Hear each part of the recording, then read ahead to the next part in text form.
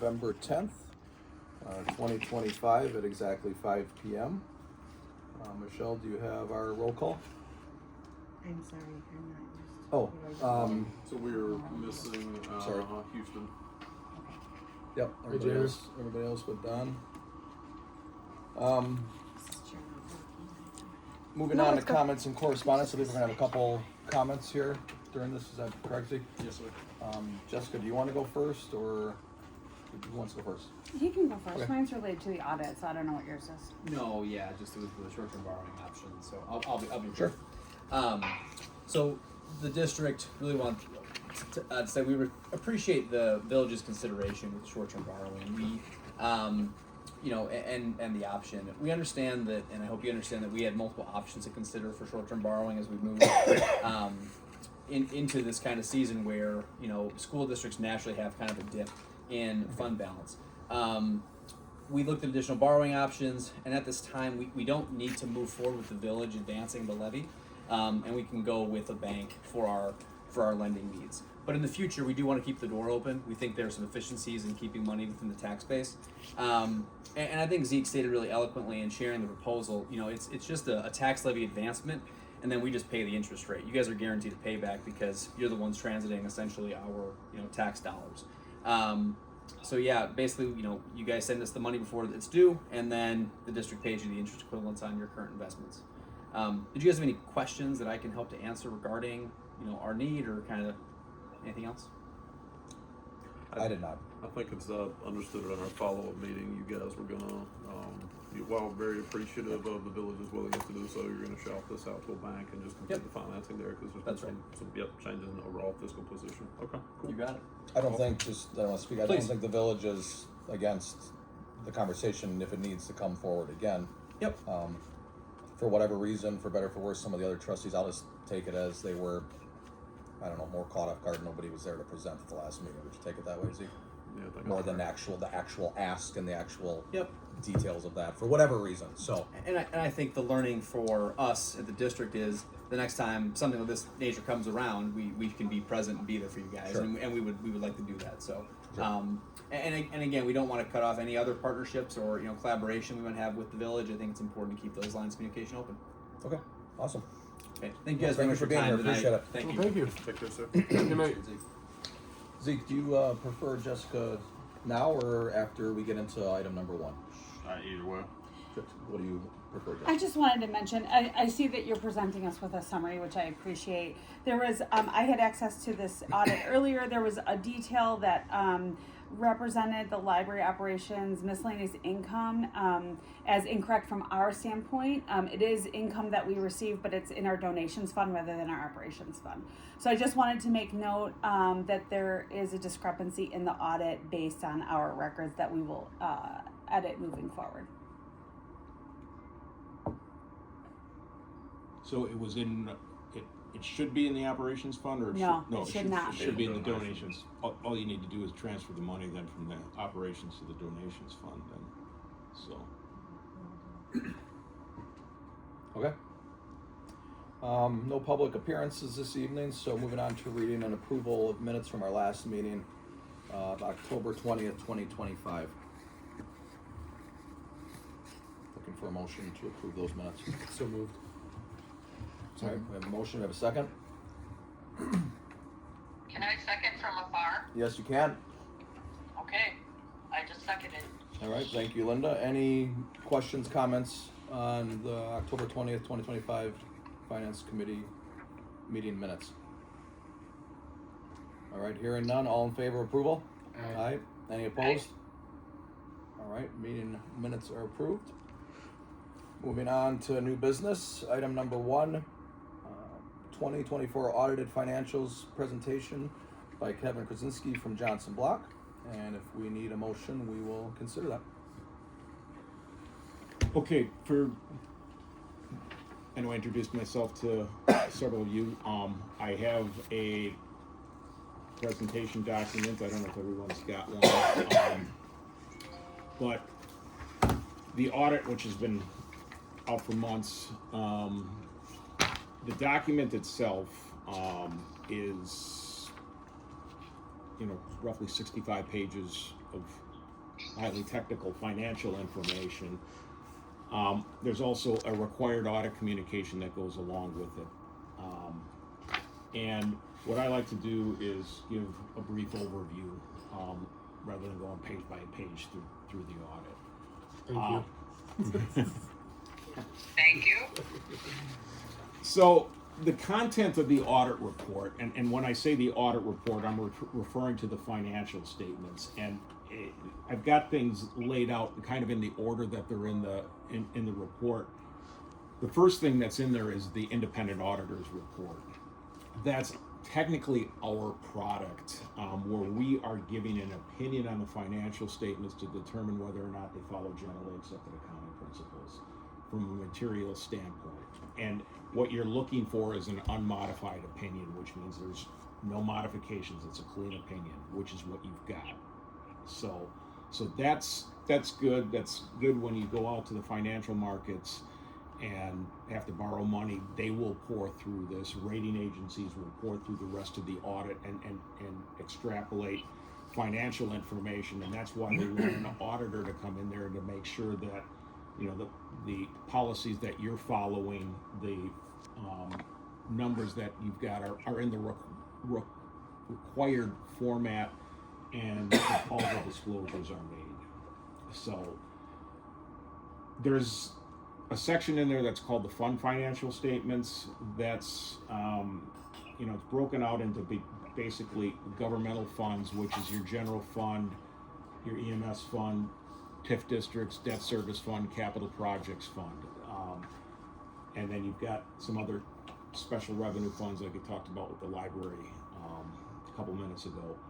There's business type funds, which is your water and sewer utility funds, and governmental funds. The accounting basis on there is what they call modified accrual, so they're only looking at short-term assets, short-term liabilities. If you look at the statement of financial position on there, the utilities are operated more like are accounted for similar to business type entities. They will have capital assets on their books. They will have long-term debt on there. Those are the main differences between when you look at the water and sewer fund and the general fund. That's on there. There is a set of financials at the beginning that follow the independent auditor's report that's called the government-wide financial statements, and those are similar to a consolidation, but all of the governmental funds are collapsed, and then they add in the capital assets and the long-term debt associated with that, and bring that into it's on what they call a full accrual basis of accounting. Do the same thing for the water and sewer utility, or the business type entities are shown in a separate column. The biggest section of the report is the notes to the financial statements, and there's a summary of significant accounting policies that's rather long and dry, but then all of the other major financial areas, your cash, capital assets, your debt, your fund balance, your you're in the Wisconsin retirement system, so the pension footnotes, there's footnotes for each one of those areas, and that essentially makes up the content of the report.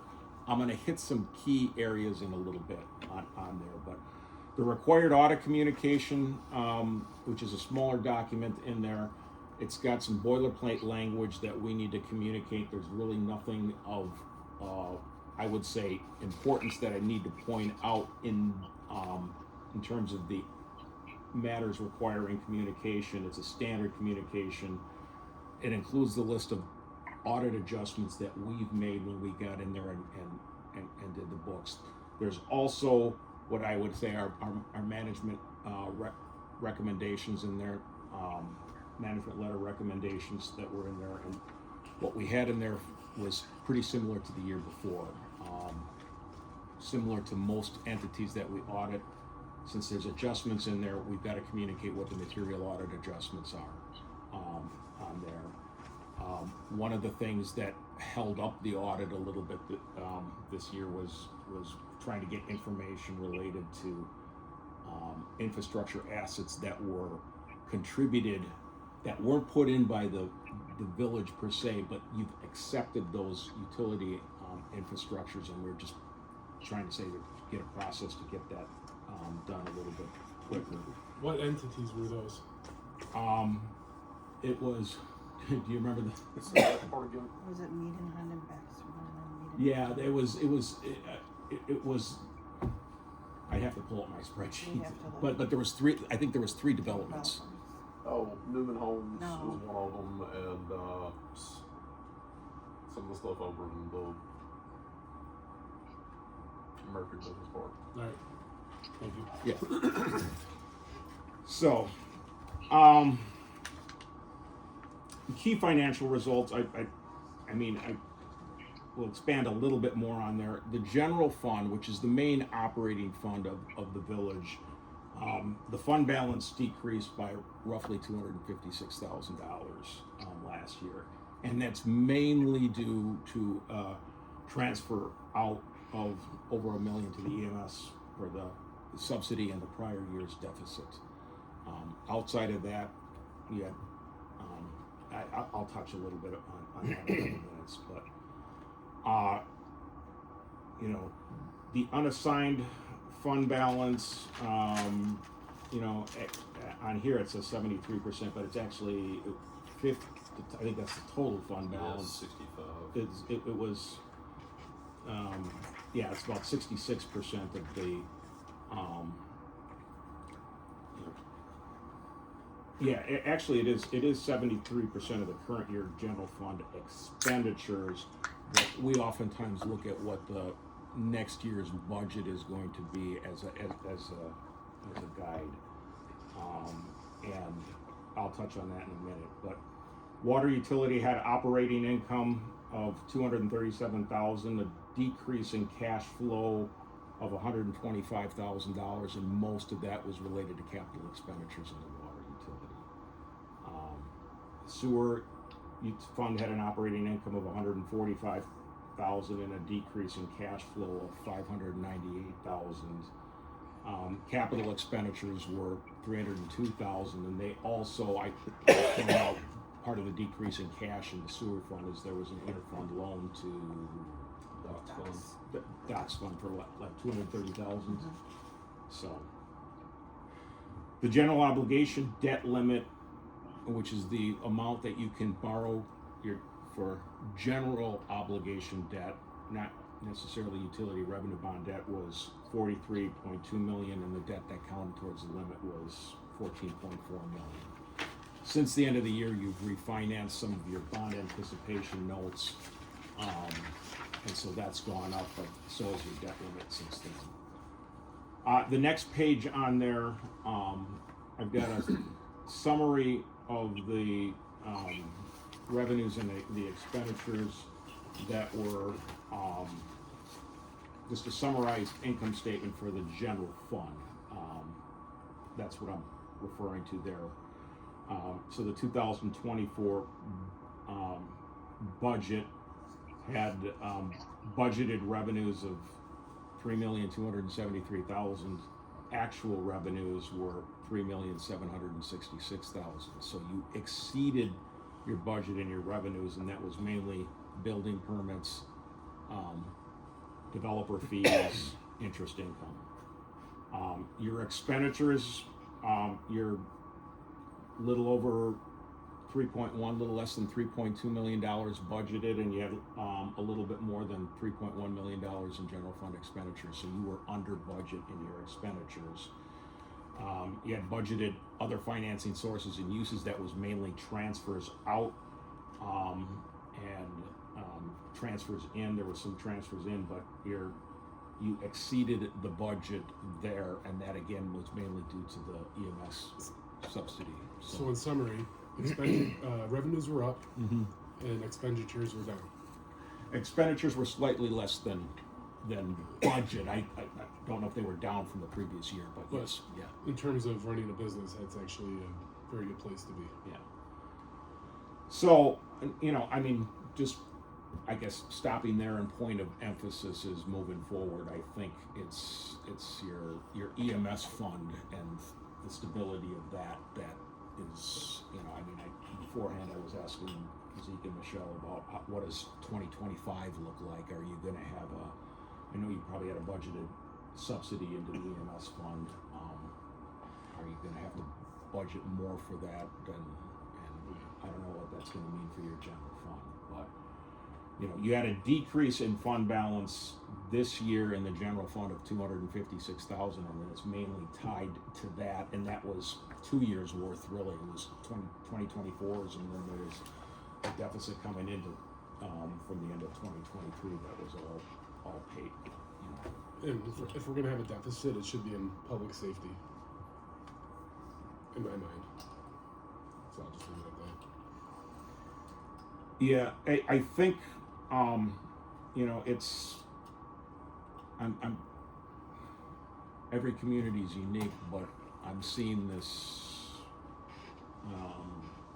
be a pressure point for a lot of municipalities is the public safety's expenditures as you've got growth and the increase in expenditures associated with that. So you'll probably have to that's one of the things you'll have to grapple with. I think what you'll look at at the end of 2025, we'll see where the general fund is going to end up. But my point of emphasis, I mean, when I move down to the details of the general fund balance and show what your unassigned fund balance is in relation to next year's budget, you're still in a healthy place, but several years of subsidies could erode that. I've seen that happen before. And I think we all concur with that. Yeah. So. I'm sitting at the head of the table and talking too much. Good. I think it's great. Should probably move over. I think it's great. So. Like a chair roll to me. Page 3, I've got this a little bit more detailed summary of the utility operations, and as you can see, both from the major components of the operating income, the operating revenues, the operation and maintenance expenses, depreciation expense, the taxes there, that's excluding the tax equivalent, which is shown below. They're very comparable to the year before, so it hadn't changed much. You're going to see the non-operating,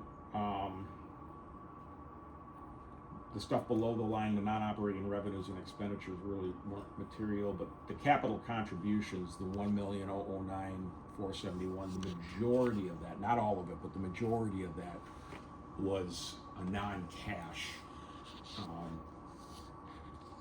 contribution of infrastructure, what we talked about earlier. Contributions. Yeah, so. The tax equivalent, that's a statutory calculation that the PSC requires to pay, so that goes to the general fund, so there'll be a transfer in on the general fund for that.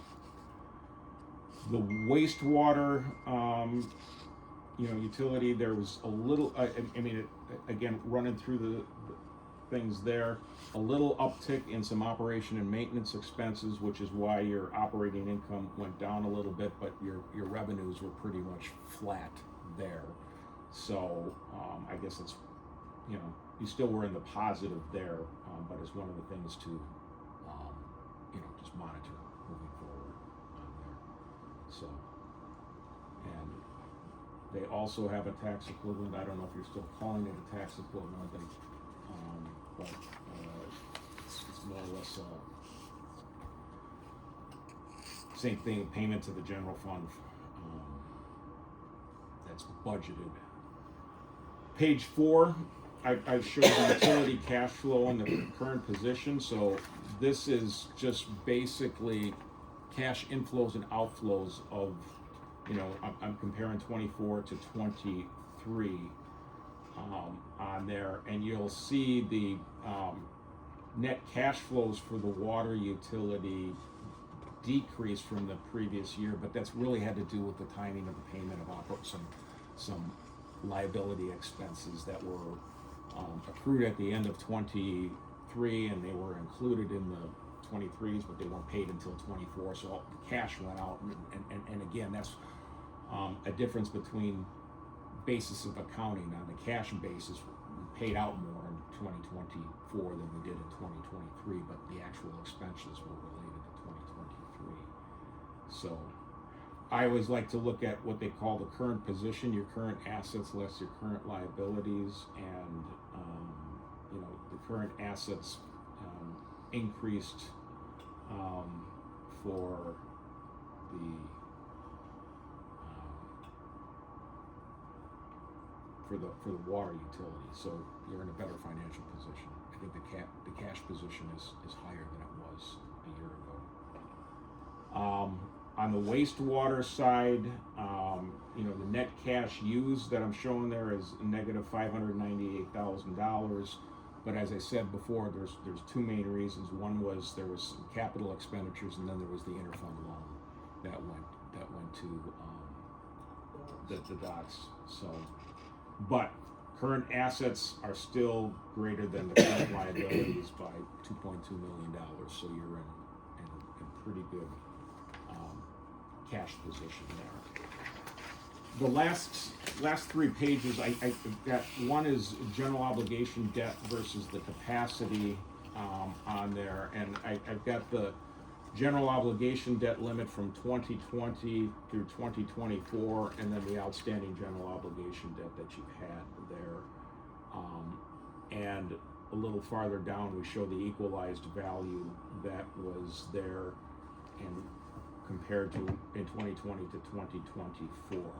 So the debt limit is a function of the equalized value, which is your tax base. So you can see in 2020, your equalized value was 556 million in the village. It's gone up to 864 million, and that has increased your debt limit.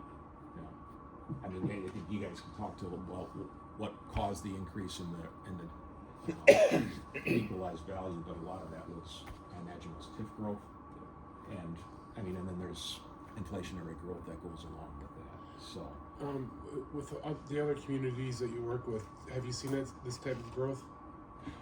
Yes, I mean it's our company audits a lot of municipalities, so you're similar to a lot of the communities that I would say are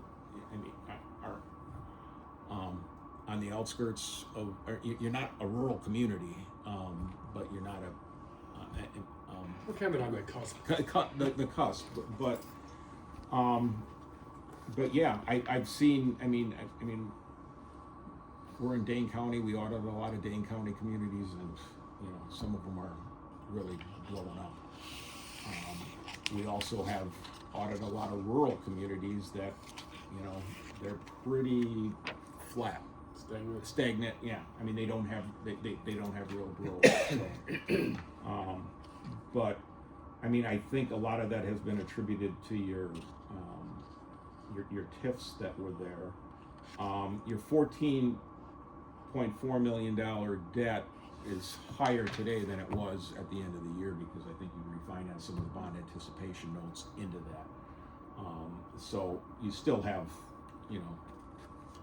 fair amount of 28.7 million in capacity.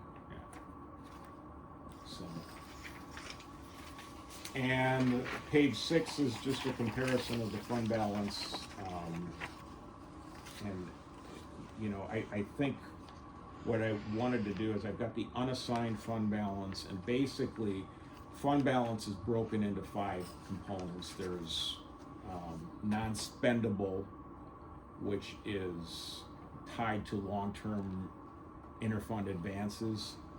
I don't believe you have any of those. And then you have restricted, which is what it says. It's got legal restrictions on what the money can be, and then there's unassigned or committed, assigned, and unassigned. And assigned is basically designations by the village board.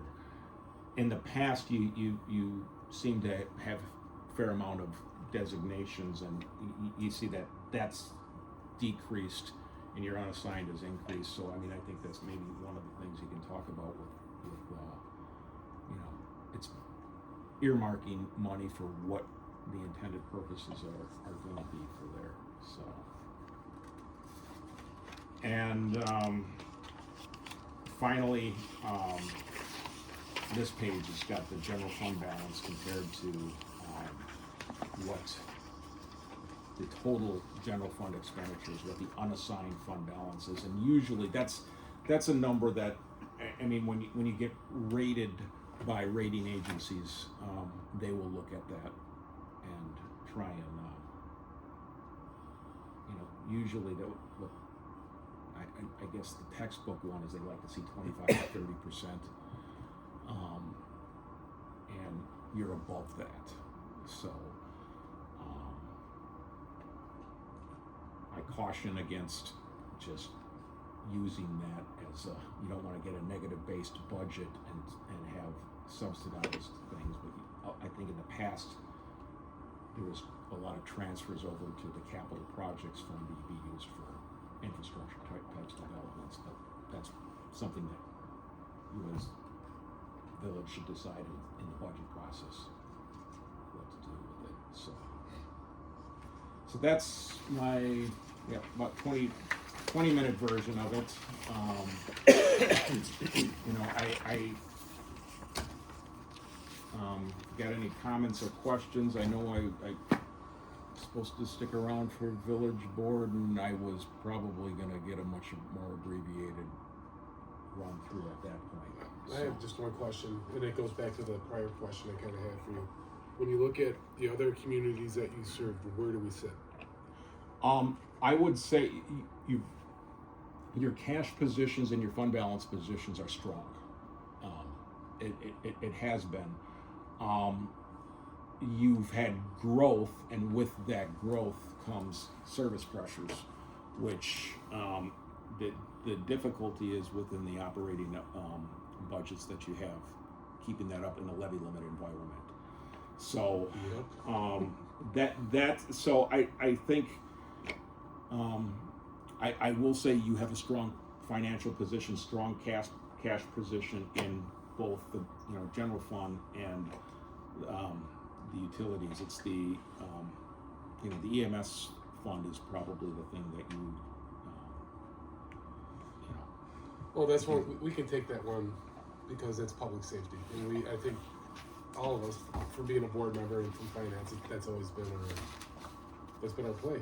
It's all about public safety. So I will say this, that I've seen more and more communities going into referendums for levy limits, and the reason they've been doing it is they've been citing as public safety expenditures.